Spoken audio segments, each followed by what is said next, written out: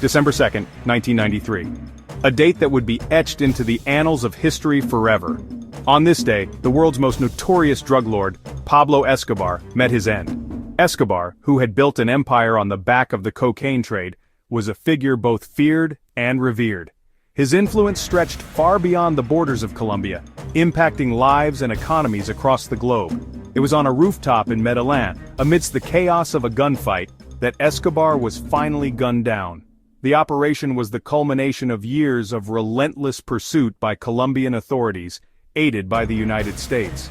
The rooftops of Medellín, which had once been his playground, became his final battleground. The next day, the streets of Medellín were filled with thousands of people. They gathered not in celebration of his demise, but in mourning. For many, Escobar was more than a criminal. He was a benefactor, a Robin Hood figure who had given back to the poor communities. His funeral procession was a testament to the complex legacy he left behind.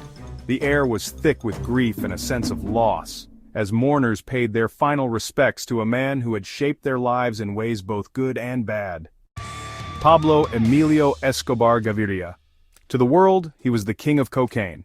But to many in Medellín's poor neighborhoods, he was a hero, a modern-day Robin Hood.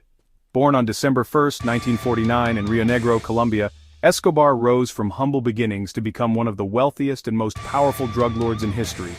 His Medellín cartel controlled a significant portion of the cocaine trafficked into the United States during the 1980s. Escobar's influence extended beyond the drug trade.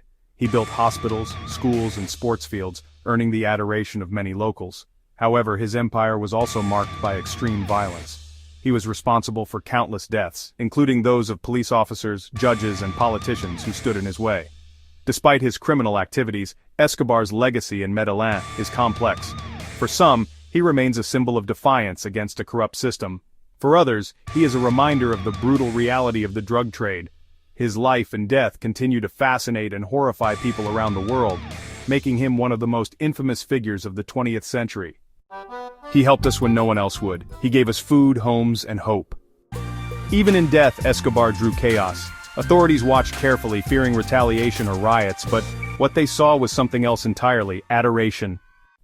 More than 25,000 people attended his funeral. Children wept, women screamed, some kissed his coffin as if mourning the death of a saint, not a criminal. The atmosphere was thick with grief and disbelief. People from all walks of life gathered, united in their sorrow. The streets were lined with mourners, their faces etched with pain and loss. It was a scene of collective mourning, a testament to the impact he had on the community. As the coffin was carried through the crowd, there was a palpable sense of reverence. Some held up photographs, others clutched rosaries, whispering prayers. The air was filled with the scent of flowers, a stark contrast to the somber mood. In the midst of the crowd, a group of children stood holding hands, their eyes red from crying.